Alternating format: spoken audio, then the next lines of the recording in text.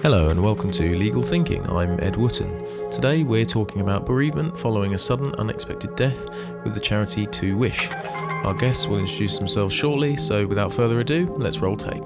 Thank you everyone for joining us to talk today. I'm just basically going to ask first if you could all introduce yourselves. So I'm going to run down the list that I've got here.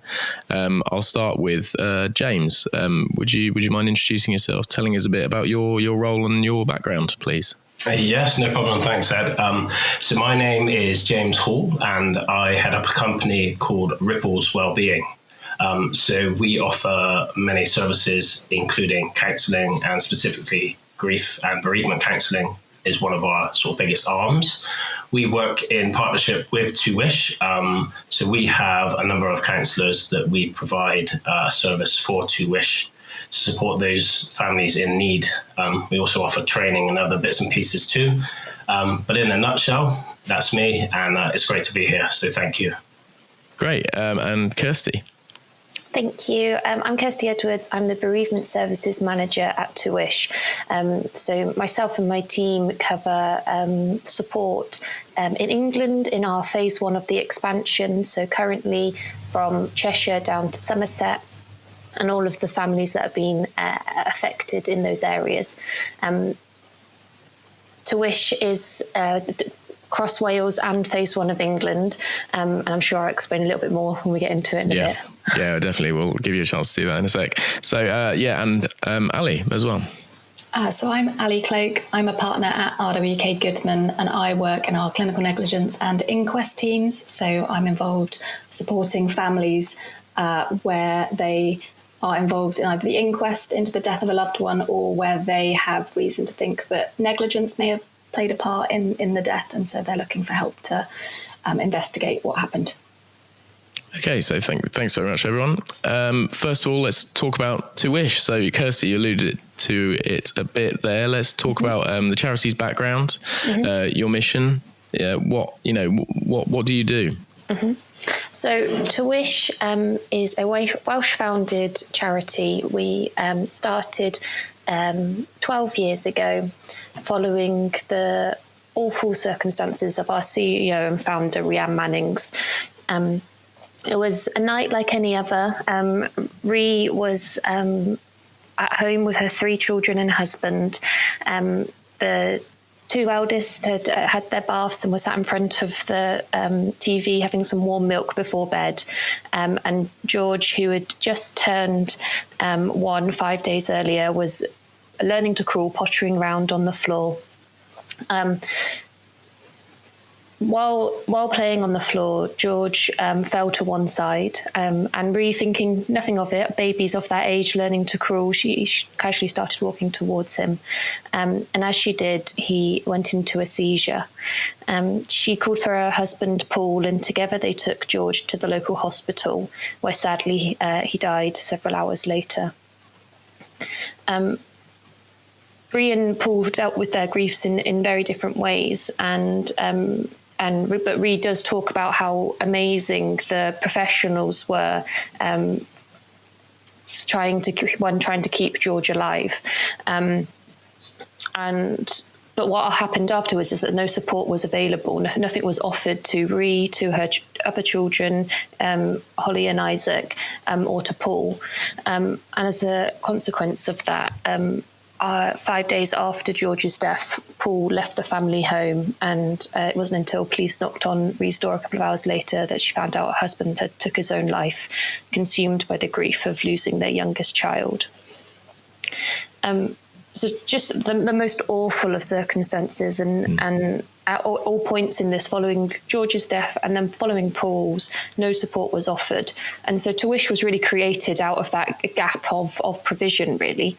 It started around Rhi's kitchen table. The local community really rallied round, and they raised a significant amount of money that they took to the hospital where George had died and offered it up for a bereavement room to be created, so that anybody who lost anybody in the hospital would have somewhere safe, quiet, peaceful to go.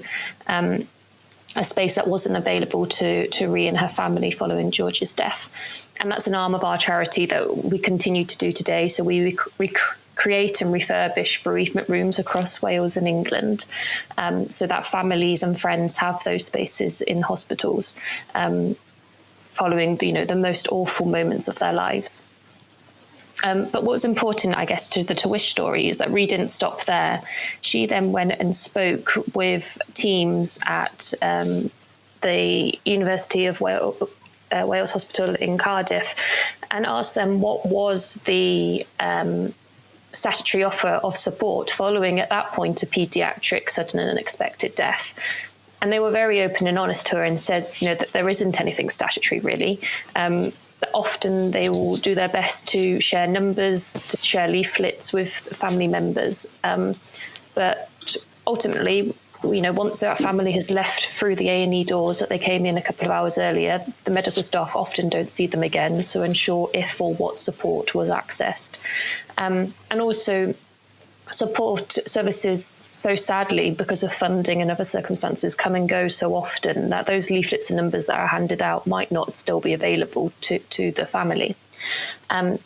So with this group of medical professionals, recreated the immediate support pathway, which is our bread and butter at Tawish, I suppose. It's what our kind of passion is, to ensure that people are offered and can access support immediately following the death of their child. And since our origins, we've extended the age up so that we now support anybody that's been affected by the sudden or unexpected death of someone under the age of 25. So the person who died has to have died before their 26th birthday, and the circumstances have to be unknown 24 hours before it occurred. So that, that's such an umbrella term that includes homicide, suicide, road traffic collisions, also medical, if there was life-limiting conditions where the child has died premature to what's expected, that would all fall under our remit. And that immediate support, the referral can come in any way. It can come ideally through the person in the hospital supporting that family at that time. But if that's not available, you can self-referrals via the police, via friends, family. And once the referral has been received by us, we will contact that individual within 48 hours. And it's in that initial phone call that we get a home visit in as soon as possible, so that we can launch into that immediate support in the very early days following the death of their loved one. That's great. I mean, it's such a good thing to bring out of such a horrible situation. So, yeah, kudos to the whole team and Rhea, I suppose. And you talk a little bit about how people are referred to you, kind of how. Can you go into more detail about that, about how people do get referred and like how do they make contact? What kind of signposting is there? Yeah, absolutely. So there is a referral form on our website, so people can just go to www.towish.org.uk and complete that form on there. That gets sent straight into myself and the team, and that launches, the 40-hour timescale. But also, as I mentioned, anybody. So doctors, GP surgeries, the hospital, police, a neighbour, anybody can access that. And if don't feel confident answering all the questions on the online form, just give us a call up at our head office and we can talk through that. As long as we get those kind of headlines of information, the name, the contact information, everything else, we can go through with the referred individual and get all that further detail. But I guess that's just encourage people that this service is free, it's confidential, it's available to anybody who's been affected that has either lived or died in Wales and the bordering counties currently as part of our expansion. And working really closely with professionals, I suppose, that could come into line with this. So we offer a couple of different training options that we go in or can do online, which are both free. And that gives opportunity for us to share with professionals in hospitals, education, etc., about Tawish and, why the support is here, where it's come from, the Ree's story, but also how people can access it. And also, I think death, dying and bereavement generally is a conversation that us as a culture really struggle to talk about, and especially when we talk about children dying. So to be able to give some confidence to the general public, to professionals, that it's okay to talk about, it's okay to get that referral in, because as soon as we can access that family, that friendship group, that peer group, the better their journey, I suppose, following the bereavement is going to be. Definitely. So obviously counselling will be a large part of the support that you offer, I imagine. So what is the link between Tuish and counsellors such as James? I mean, I'll throw that out to both of you to kind of chat through how it works, I think, basically. So from Tuish, so as I mentioned, we have the immediate support. That goes on for as long as there's ever a need or risk present. There's no time scale on that. But when people are ready, we start talking about our ongoing support pathways. And that's really a pick and mix, a menu of options that people can access depending on their needs and interests. And one of those things they can access is counselling. So at Tuish, we're really lucky that we have over 150 counsellors on our books, which means that there's never a waiting list. We can link people up depending on kind of gender or location, those things that might be important to the person accessing the counselling. And we're so lucky that we've got Ripples on board as one of our main hubs, really. So we're able to have counsellors from James and the team. Yeah, so from our perspective, so essentially what normally happens is the referral comes through to us or to Heidi and I, my business partner, and we will kind of assess and review who might be the most appropriate counsellor for this person. They may have a specific requirement, and maybe a location, as mentioned previously, or they may be looking for a male or a female or whatever. Now, initially, we are asked to provide 8 sessions. So Tuish offer 8 sessions, but there have been circumstances where clients may be a bit more complex and needs require perhaps a couple more, and Tuish to date have been very forthcoming with that and sometimes able to offer a bit more. But of course, it's down to funding, and this is why it's so important that if people can support this charity, the work that they do is absolutely incredible. And I hope that the people listening to this don't ever have to use this charity, but just remember that one day you might. And if you can dig deep and support this charity, then I really, really do encourage you to do so. So in terms of, I guess, talking more about the counselling and the support that is needed for people who've, experienced an unimaginable loss like this, what are the benefits of getting that support early in the process of coming to terms with what's happened? Yeah, absolutely. So it is very much a process, and that does sound very clinical. But essentially, the longer we leave it, the more complex it becomes. Mm-hmm. Now, there's various stages of grief, as I'm sure most people know, but just for those that don't, I will kind of go through them. And grief and change are very similar. They follow a curve where essentially the beginning stage of grief is that shock. It's the anger, it's denial, it's head in the sand, this can't be happening to me. There's no way this has happened. And then there's that kind of, that stage where you're sort of bargaining, if you like, that kind of telling your story. And it's telling your story which helps you kind of come through that transition. So the nosedive of kind of feeling despair and really angry and wanting to blame everybody, including yourself sometimes.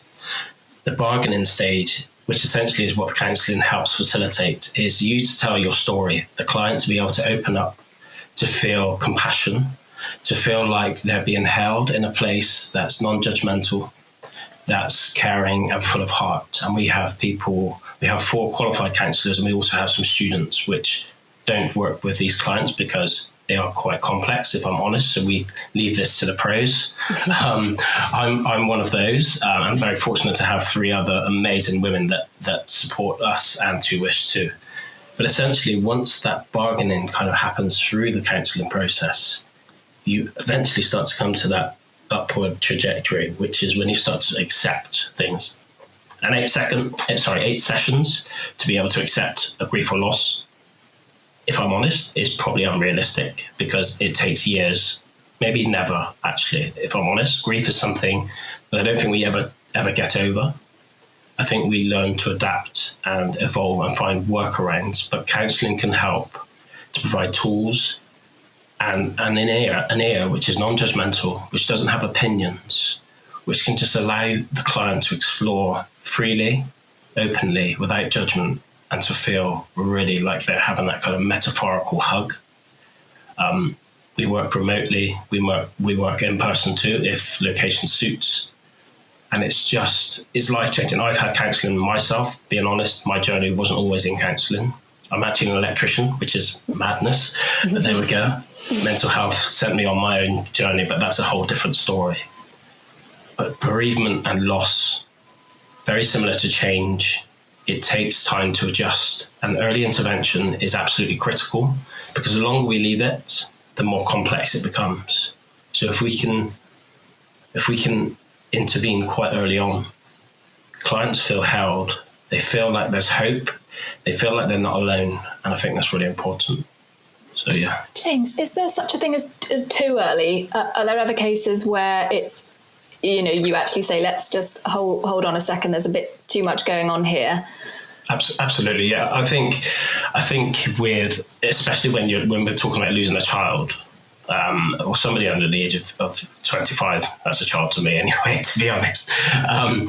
But yes, absolutely. If something were to happen on the Saturday, then you wouldn't want to be starting work the next week. I mean, they need time. I would say a few months to be able to adjust to this, to let the news sort of land, because you have some natural kind of self-healing to do anyway. So some of the things that we would have done as children, we would have been taught as parents or guardians. Our upbringing would have informed us how to kind of deal with catastrophic events. And they may not have been as catastrophic as quite this one, as something like this. So yes, I definitely agree that I think that could be too early. So I would say anything within a month of a sudden death is probably too soon. 6 weeks onwards, maybe 3 months would probably be a sensible place to start, in my opinion. But in the meantime, useful for them to at least know there is help available, and maybe for some sort of lighter touch support to be happening, so they're not left feeling helpless in that sort of immediate aftermath.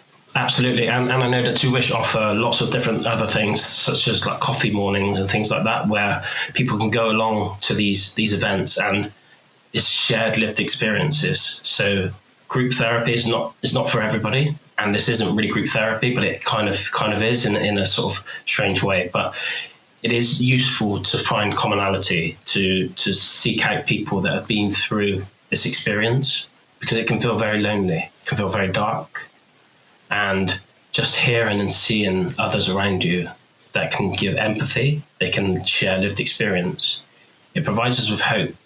It gives us like a second family, because you think, I've lost somebody that's crucial to me, that's absolutely critical in my life. And all of a sudden, as a result of this very negative experience, To Wish as a perfect example, is turned something very negative into something quite amazing. And it's the same with these coffee mornings and these kind of get-togethers, where you can seek out and find friends for life, and it can provide a new opportunity or some growth in you and your family and your friends as a result of something very dark and catastrophic. Can I ask, I'm aware through my role that sometimes people are quite resistant to the idea of seeking help or speaking to anyone, either because it's how they've been raised, or they just think, look, no one can help me with this. I've just got to struggle on. What tips do you have, or sort of how do you maybe try to get people to take that first step if it maybe doesn't appeal to them instinctively? Yeah, absolutely. I think there's a lot of stigma associated with counselling and therapy. I think everybody seems to think we all sit there in white coats with a clipboard and on my chaise lounge and analyse people. It's really not like that anymore. People, dare I say this word, but people are very normal. I'm a rugby player. I was an electrician for 20 years. I'm now a counsellor. I'm a clinical supervisor too. But I'm a normal person. I'm a dad. I've got 3 children. I've got a wife. I've got a family. I play rugby still. I cycle. I do all the things that everybody else does. But I've got some training in something at being a great listener. I've got a big heart. I'm full of compassion, and I'm here to try and encourage people to open up, because it is scary. It is hard, and I relate to it. It resonates with me massively. I remember in the darkest hours feeling despair and literally hiding under my bed, not wanting to come out, not wanting to see the world or face anybody. But it's got to be right for you. What I would say is, with To Wish, it's often with counselling and other services, we're often funding, clients often have to fund things themselves, and that can be an obstacle, if I'm honest. With To Wish, the obstacle's removed. The cost to the clients or to the individuals is zero. So actually, if we're honest about this, there's no risk. There is no risk to it costing you anything. Is it going to be hard work? Yes. Is it going to make you upset? And are you going to get lots of opportunity? Yes. But if sitting there and doing nothing and kind of being upset, you're still going to be sad. You're still going to be upset. But the difference is you're going to be alone. You're not going to have a professional that's listening, that's helping you walk the walk with you.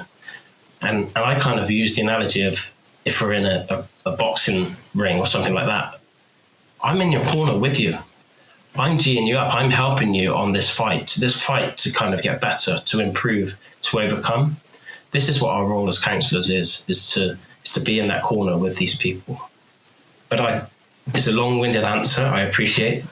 But in summary, there's lots of stigma. And generationally, I think things are getting better. I think nowadays, the younger generation are more receptive to talking about their mental health, which I think is a great thing.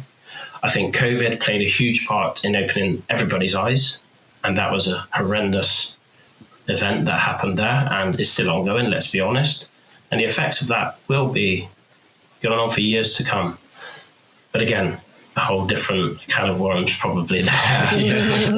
Is something like the coffee mornings that To Wish hold, is that often a sort of better gateway activity, if you like, and maybe for people who think, well, counselling sounds a bit full on, that's not for me, but they might be coaxed along to a coffee morning because it sounds a little bit less scary. Absolutely. So one of our, currently Jane, who's one of our counsellors, she facilitates the mornings in Gloucester. In Gloucester, and she lives local to the area, and it's great. She is a trained counsellor. She's very mumsy. She's such a lovely, bubbly person, and you almost feel like you have that instant connection.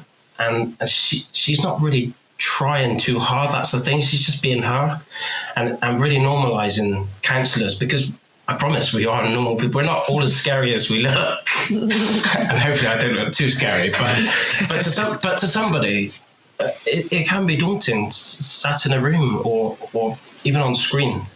You're a big rugby player, mate. No, I don't want to talk to you. Okay, I am a big rugby player, but I've got a big heart. The bigger I am, the bigger my heart, right? And I'm full of compassion, and I've got my own journey. And like I said, I'm so passionate about this, and that's why I do this for a living. And it's just, but the coffee morning is a great icebreaker, if you like. It's, I'm not sure about this, but why not go along and meet somebody? Or why not say, can I have a 20-minute intro session? Because we'd facilitate that. As a business, we would do that. At Ripples, we would do this. So if To Wish reached out to us and said, we've got this client that's really not sure about counselling, if it's for them, then absolutely no worries. I say, okay, how about a 10-minute or 20-minute Zoom call where we just have a chat, just see how it is, and just remove some of that kind of, I don't know, fear and, am I going to get any worse? Is it going to make me worse? I don't believe counselling can make you worse. I don't.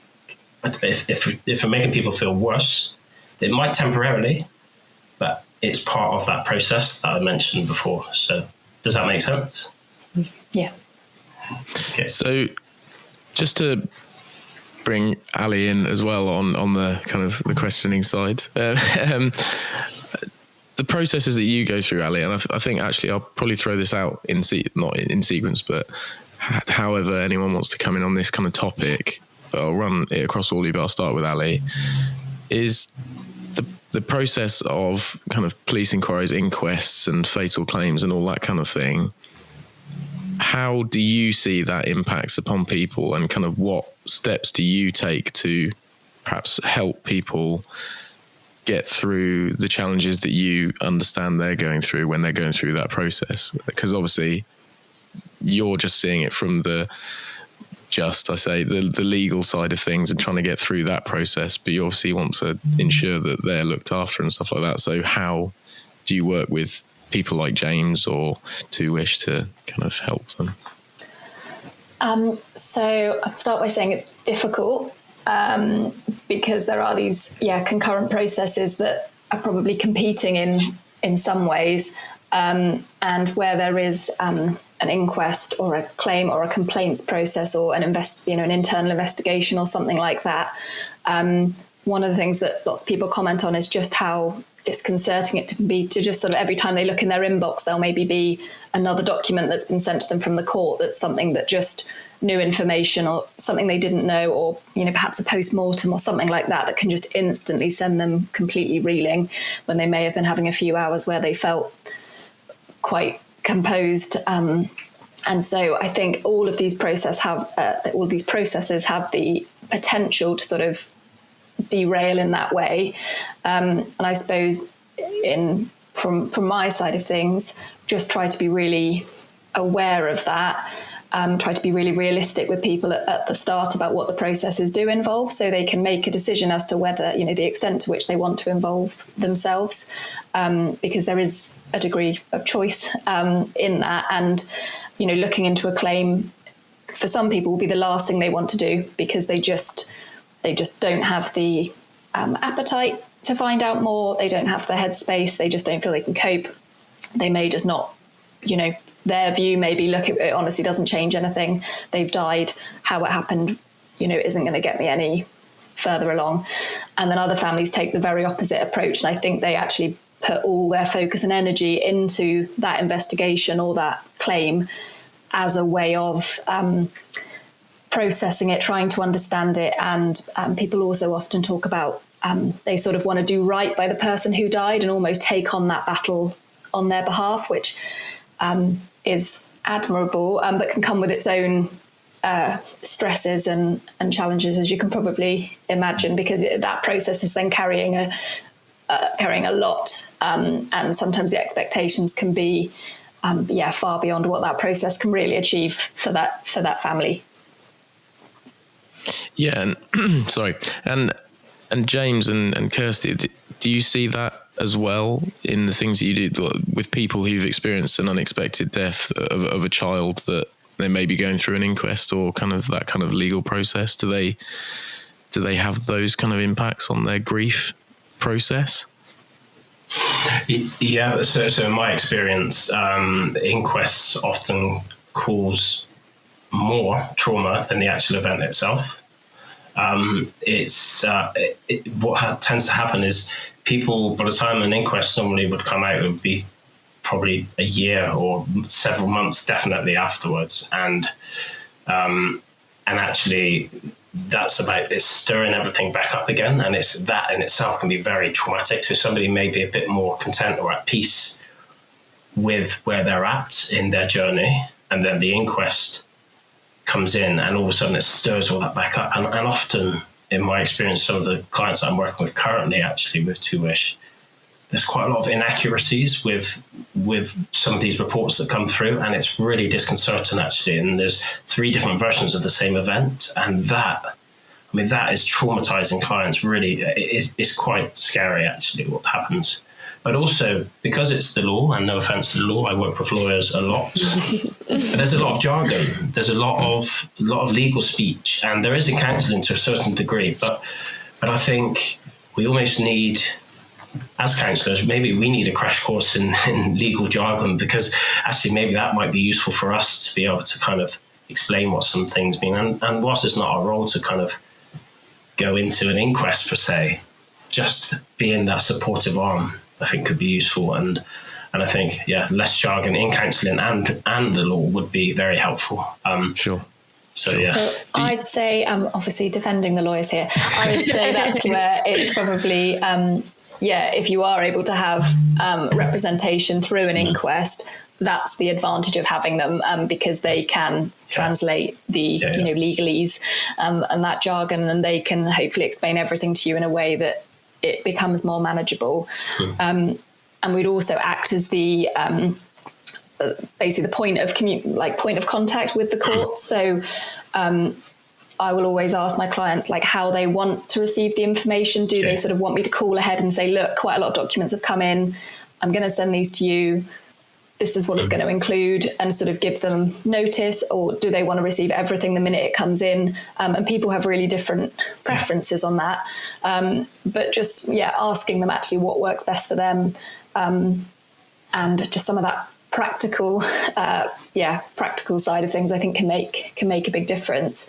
And key anniversaries and dates as well are always something we're really mindful of. So James just touched on how long it can take for some of these processes to go through. And you'll sometimes have a hearing listed that's, the week of the anniversary of what happened, and just being really mindful of all of that, so you can, ask the court to move a hearing date, or just to be really sensitive when you're getting in touch with the clients about something that it isn't one of those particularly difficult times. And I was actually just going to follow up with James.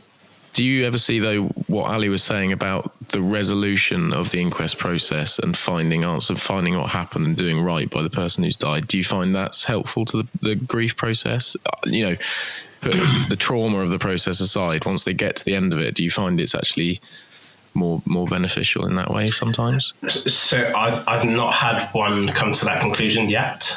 Okay. So I'm unable to comment really, but I would imagine having some answers would definitely be helpful. It's important that we are able to put some kind of closure on things.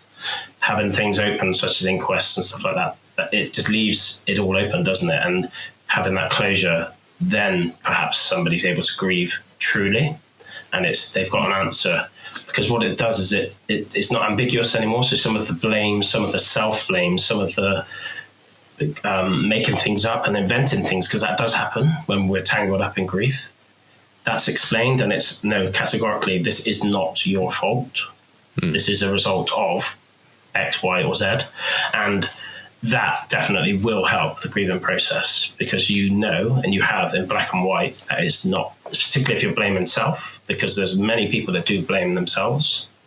When they lose a child, as an example, I should have done more, I could have done more, all that stuff.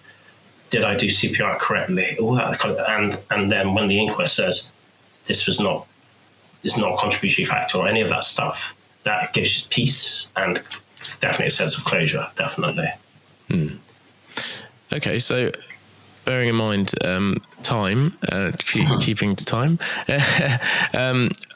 basically, as you've all got a kind of different perspective, a slightly different perspective on the bereavement process and the grief process, I'm going to ask each of you in turn a very difficult question to give one practical tip for what listeners can do if they know someone in their life who needs support through bereavement. So, Ali, I'll start with you, I think, as you're top of my screen right now. What's your one practical tip that you'd give to someone who wants to support someone? I would say just talk to them. Don't shy away from, the really awful thing that's happened. I think that's often what we instinctively want to do. We maybe think we're going to upset someone if we talk about it.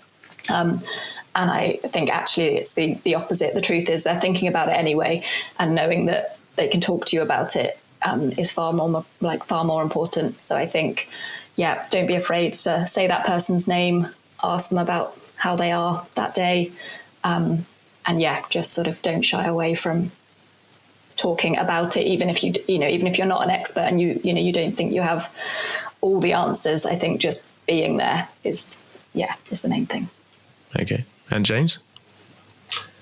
So my tip would be, following on from that, so disarm the truth, definitely. Yeah, so say what you see, a bit like catchphrase. I noticed that you're struggling. Are you what's going on for you? I've noticed you're not quite yourself lately. So let them in. Let them tell you what's going on for them. And also just remember, we're not there to fix.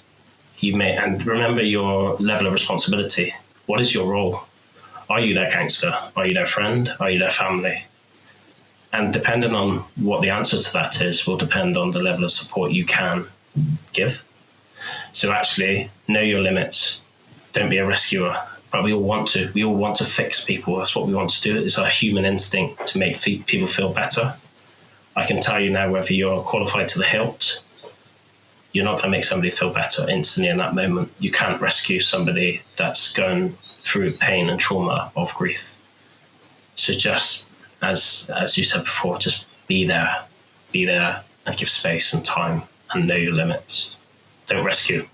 Yep. And Kirstie? I guess I should say put a referral into Tuish if you feel like they need it. But I think also look at everybody in the room. I think quite often, there are key players in the grief and the bereavement that support. People get asked, like, I'm just thinking, stereotypically moms will get asked, how are you doing? And the dads get left behind. It's like, how's your wife? How's the family? So I think as somebody coming in and offering support is to look at everybody in that space, and is everybody being offered the same offer of support? Is everybody having the opportunity to talk? Is everybody having the space that they need?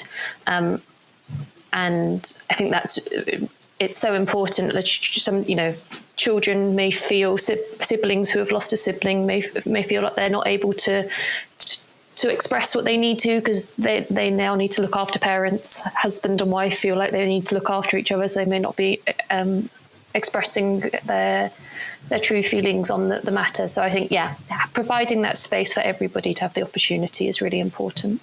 Kirstie, you were just saying about sort of looking at, other people involved and not necessarily just going to the sort of most obvious, if you like. Is it right that Tuish also offer services? It's not only to sort of immediate family members, it's actually much more broad than that. Yes, absolutely. So we offer support to anybody affected, and as you said, the obvious being friends, family, but also professionals and witnesses. So any professional from any line of work who's been affected by the sudden or unexpected death of a child or young person in their line of work or in their personal life can access support. And it's really important for me to note that although our focus is on immediate support, there is no timeline on when the death could have occurred when a referral comes in. So ideally the death was yesterday or today, but also the death could have been 5, 10, 15, 20 years ago. And quite often professionals, when it is, their day in, day out, they work in the sector where they sadly are seeing lots of types of death. It is sometimes it's the one that breaks the camel's back. It's the 5th, 6th death that they've had to deal with, and our support looks slightly different for professionals. It's really important to note that, same as friends and family, it's all completely free. It's completely confidential. Your employer doesn't need to know you've accessed support from us if you don't wish for us to share that information. And as a professional, you can access our counselling, our complementary therapy. We have quarterly coffee mornings for professionals, so specifically for them to come together and meet with others who work in these sectors where it's affected. We also offer training and debrief sessions, so we can go into spaces and work with the team who've been affected by the death of that child. That's quite often policing and health take that up because they're affected by it so often, but it is open to anybody. And it's a space, it's not group therapy, but it's a therapeutic space where we can talk about what's happened as a team. We can look at the learning in terms of from the professional side, but also it's the well-being of the staff. There's that saying, you can't pour from an empty cup. And that's so true. Every January we do a campaign at Tuish around support for professionals and to spread the word, really. Like, it doesn't matter what job we're in, we're all human and we're all affected by a death, and losing a child in whatever way is really hard. It's really scary. And when you sometimes are told, right, go grab a cup of tea and then you're back on the ward, or you've got to go and deliver a next death message to another family, that's really hard for us as humans, as well as in our profession, to do. So yeah, important that professionals and also witnesses, sadly, lots of these deaths take place in the community. So if somebody has seen something but maybe doesn't know the person who has died, they still can access the support available from To Wish. And such an resource. It's amazing. I don't think I've heard of anything like it that's so sort of extensive in terms of who it applies to. And there's resources on our website, so if you don't feel like you need to contact us directly, if you don't want a conversation, you can have a look on there. There's videos and blogs, links on there to help professionals who've been affected by the sudden death. So I encourage people to we'll put a link to all that in our kind of show notes for the episode as well. So thank you. James, Kirstie and Ali, thank you very much for your time. Thank you. Thank you. Thanks. Thank you for listening to this episode of Legal Thinking. If you want to find out more about To Wish, Ripples Wellbeing, or RWK Goodman support for families who've experienced a sudden and unexpected death, please take a look in the show notes. See you next time.